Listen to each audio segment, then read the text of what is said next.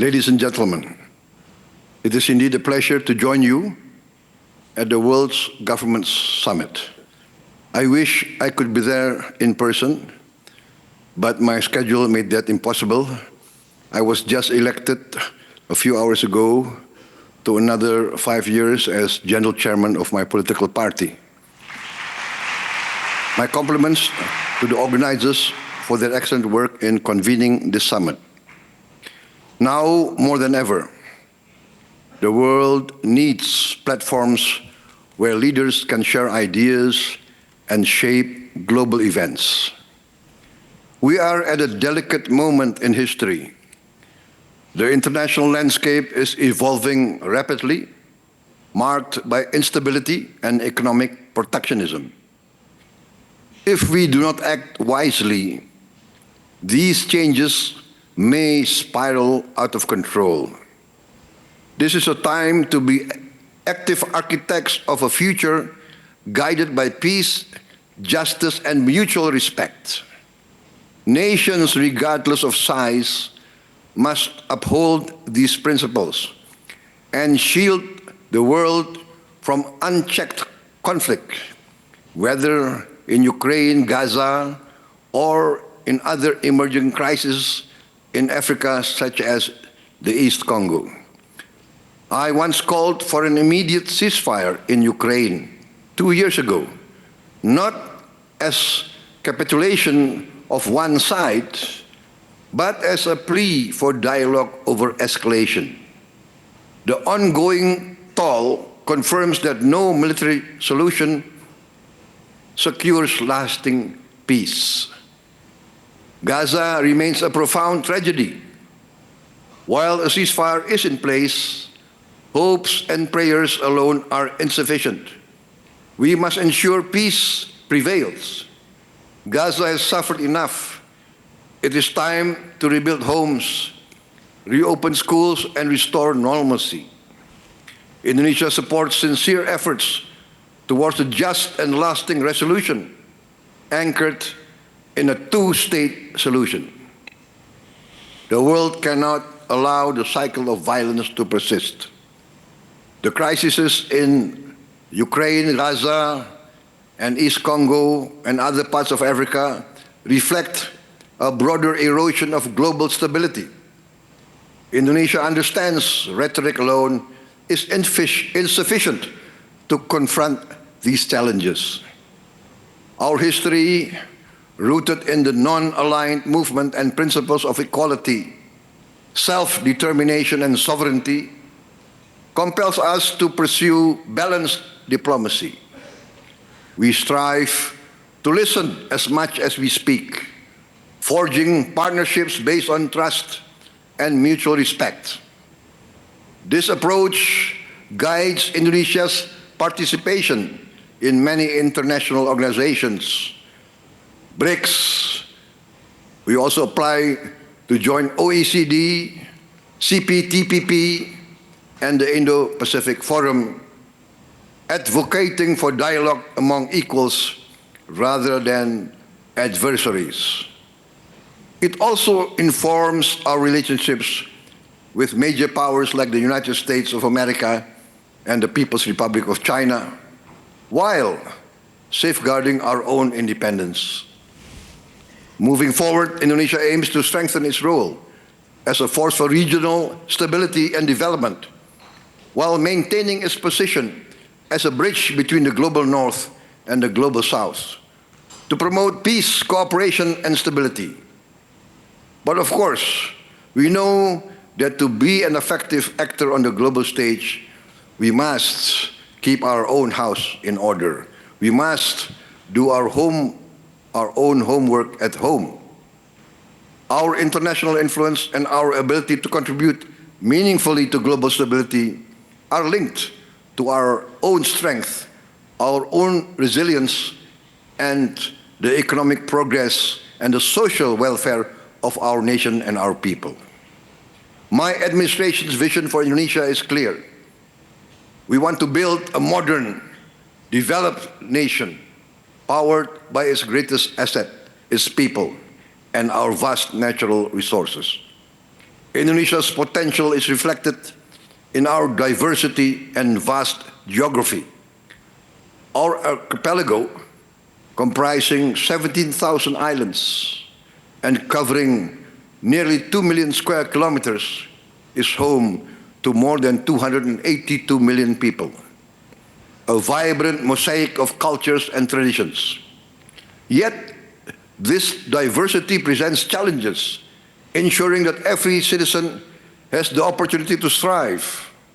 Our mission is to create an environment where every Indonesian citizen can access quality education, healthcare, and economic opportunities.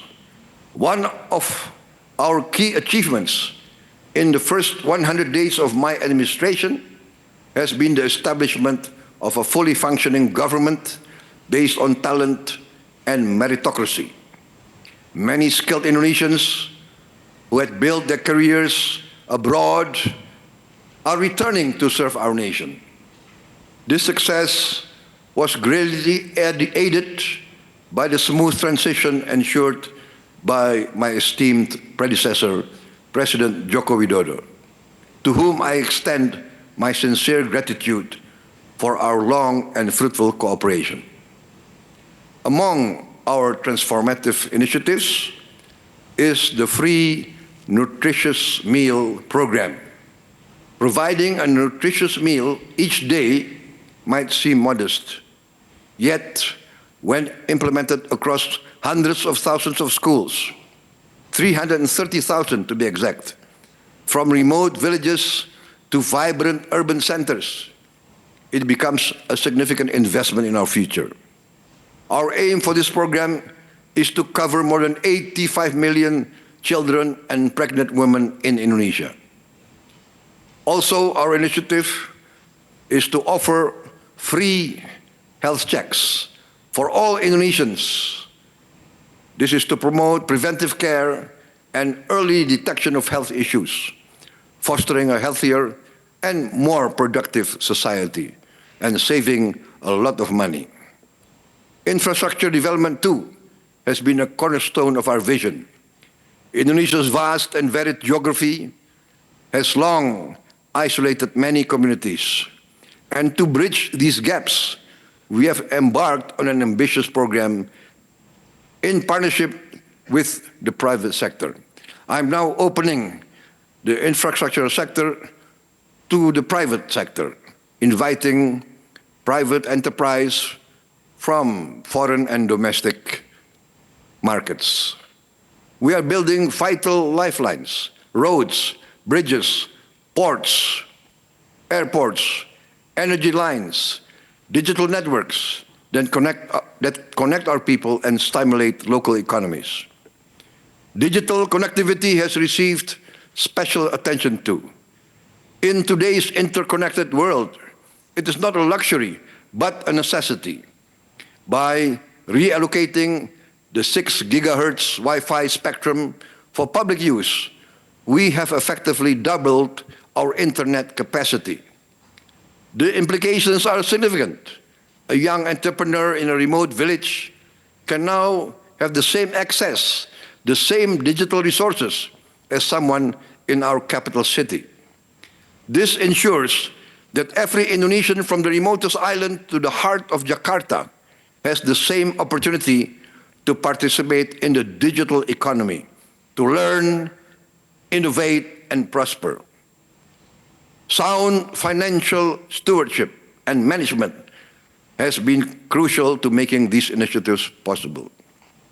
Through careful management of state funds, we have saved more than $20 billion, equivalent to about 10% of our annual budget. These savings that were allocated to projects and programs without a clear strategy will now be used to finance more than 20 multi-billion-dollar strategic projects that will transform the country. These include investments in nickel, bauxite, copper, and other critical minerals downstream industries. At the same time, we are developing substantial petrochemical industries as well as massive AI data centers. Additionally, we are channeling funds into projects that advance food security, aimed at turning Indonesia into a net food exporter within a few years, along with initiatives to increase protein production, support aquaculture, and develop clean and renewable energy projects, leveraging our rich mineral and renewable resources. Furthermore, we are prepared to launch Danantara Indonesia, our new sovereign wealth fund, which according to our initial evaluation exceeds $900 billion asset under management.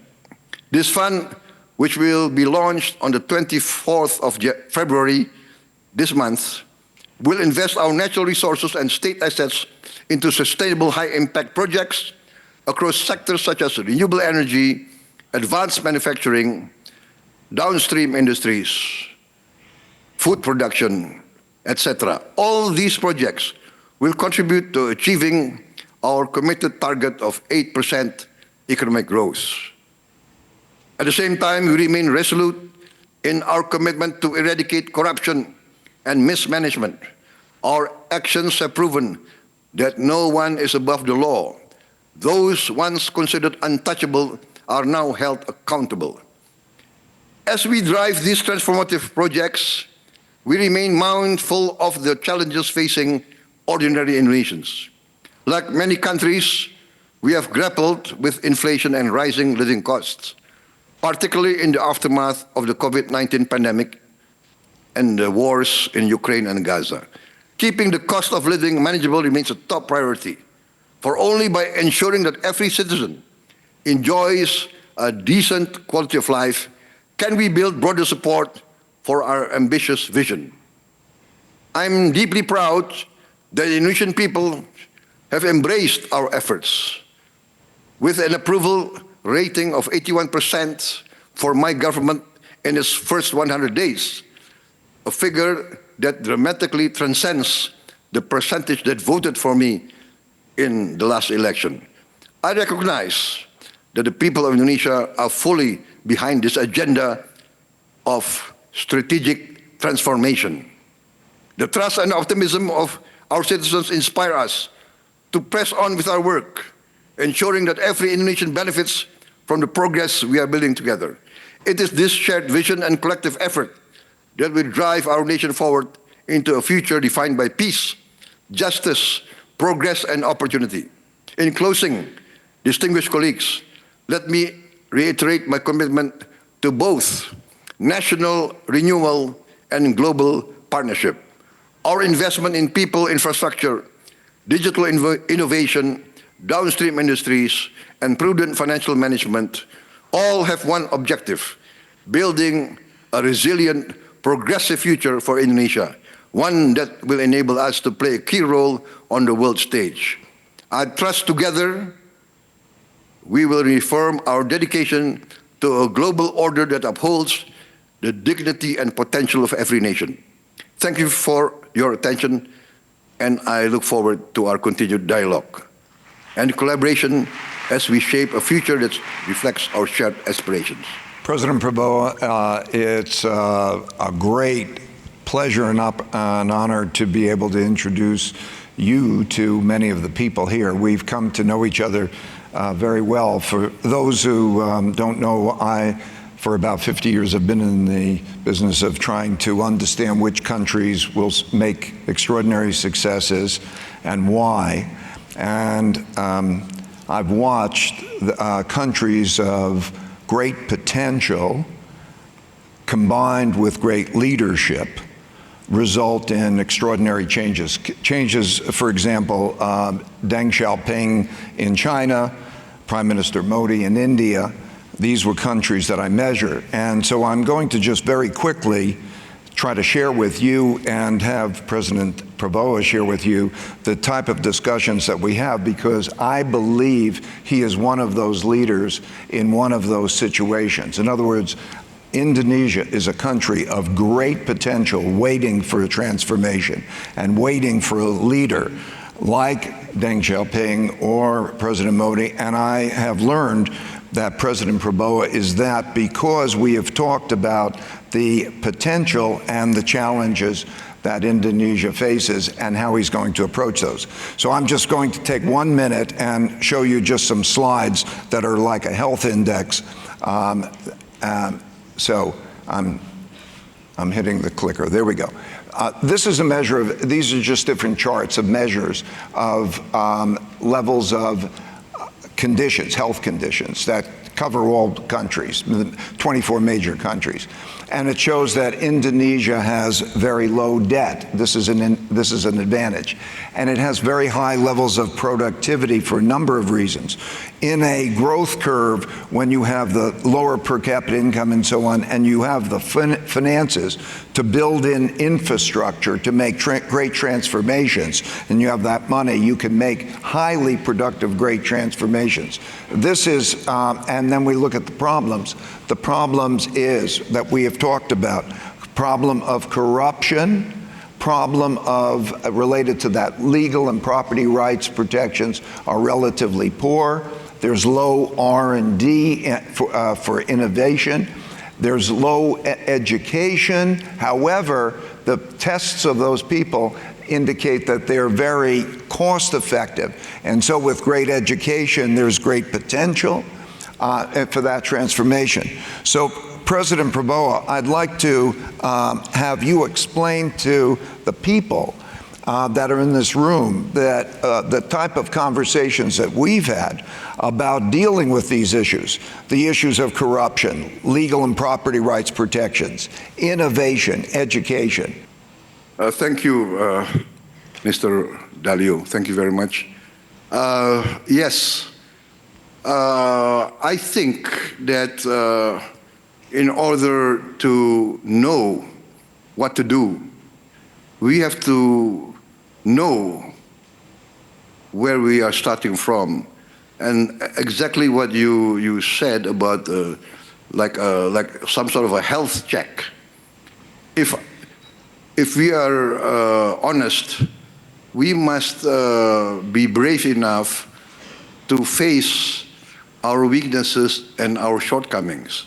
That's my opinion. And I think, and I'm convinced that our basic problem is there has been some sort of, I do not know, is it decline in moral leadership, decline in social leadership?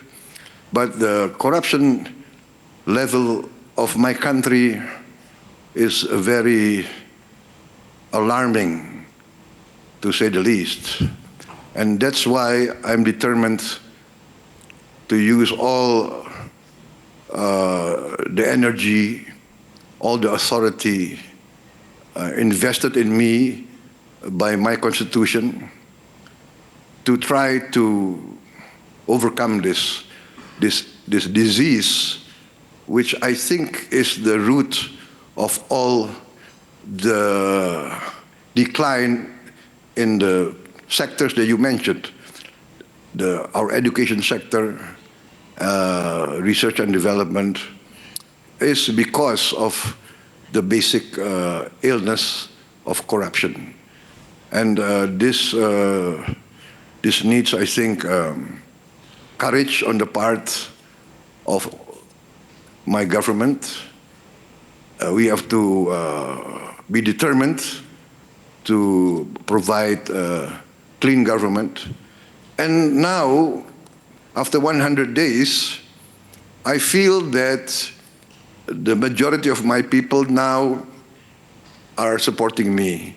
They got the message because they suffer every day from this corruption. They see every day the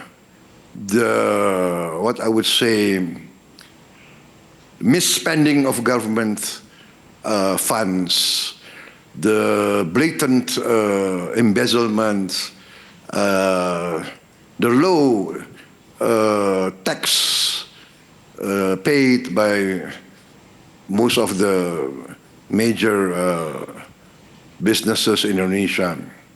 All this is felt by the people, and when they see that there is a government now that's determined to move against this, to try to alleviate, to try to mitigate, they really support. So I think I myself was surprised that I got approval rate which was made by surveys not that I initiated, but yes, I think Ray, if I can call you Ray, because I consider We're old friends. We call each other. I really think that good governance is the key. And I felt it. You see, after 100 days, I managed to save $20 billion. That I'm convinced, had I not saved that money, it would have disappeared into thin air. So I'm now very bullish. I'm very confident, and I think everybody, the Indonesian people especially, understand this. You've described. Sorry. I'm facing some resistance from the entrenched bureaucracy. Some of them consider themselves untouchables, but I'm determined to move. I'm determined to enforce the law. In addition to taking on the corruption issue, and we've talked about throwing people in jail and all of those other things,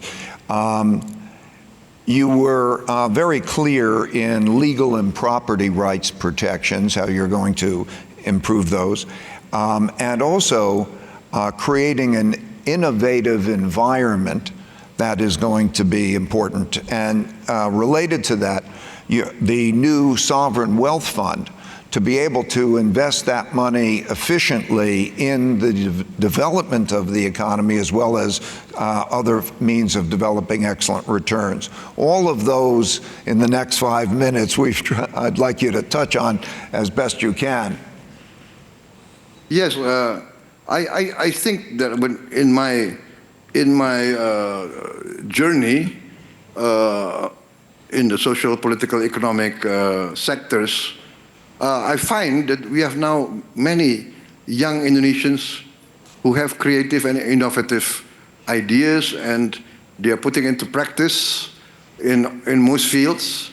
And I think they need opportunity.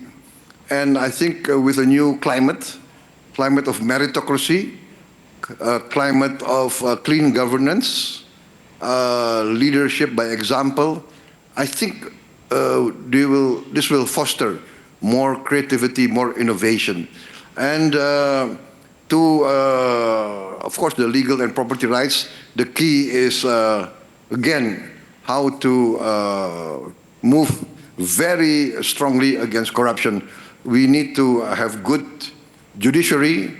I'm determined to improve the quality of life of our judges significantly.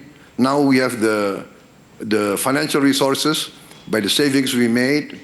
And yes, there's a new investment fund. Actually, it's a very old idea, but I don't know, maybe vested interests over the years. So it's been passed by Parliament. We have this fund, we call it Danantara, which means actually the future energy of Indonesia. So we have now consolidated the initial evaluation is around north of 900 billion US, and asset under management, and the initial investment cash fund this year will be 20 billion US dollars, and I think this will be transformative. We plan to start something like between 15 to 20 multi-billion-dollar projects, and which will create a significant value add for us. So basically, I'm very confident, I'm very bullish. We will go, let us say, full speed ahead. I remember a naval hero who, when he was asked to surrender in a battle, I think it was the American Navy, US Navy against British Navy, John Paul Jones replied, I have not yet begun to fight. So I think this will be my motto. After 100 days, I have not yet begun my struggle. and I'm convinced that we will achieve significant progress. Of course, with a lot of advice from everywhere. I'm open to advice from everywhere. I'm going to engage the best brains everywhere. We must admit our shortcomings. We need better managers. Maybe for the next 5-10 years, we have to recruit the best managers, the best brains from everywhere. Basically, I want to copy, to take the best examples from UAE, from Qatar, and from many of the very rapid developing economies, China, Vietnam, Singapore, and I think we have to learn from the best practices of the world. Picking up on that, you emphasized to me that theme and the relationship, establishing the relationships with the people who have both the capability intellectually to provide the guidance, but also the resources to help to develop your country. So I want to emphasize to everybody, or give you the opportunity, now as you speak to these people who are coming from all these other countries and have all these other talents, I think it's so important to emphasize your welcoming and your desire to have those relationships and the desire to do deals, to make things happen. Maybe you could take a minute on that. Yes, for instance, I'm opening the health sector for foreign entities to open hospitals, medical centers. I'm opening our education sector. Foreign institutions can open schools now, can open campuses, can open universities. I'm opening the infrastructure sector completely, opening to the private sector. From abroad, foreign companies can come in on a BOT basis, build, own, and transfer after a certain period. I'm determined to get the best brains to participate in our economy. So I'm very excited, actually, Ray. I'm very excited and I'm confident. Thank you for your time.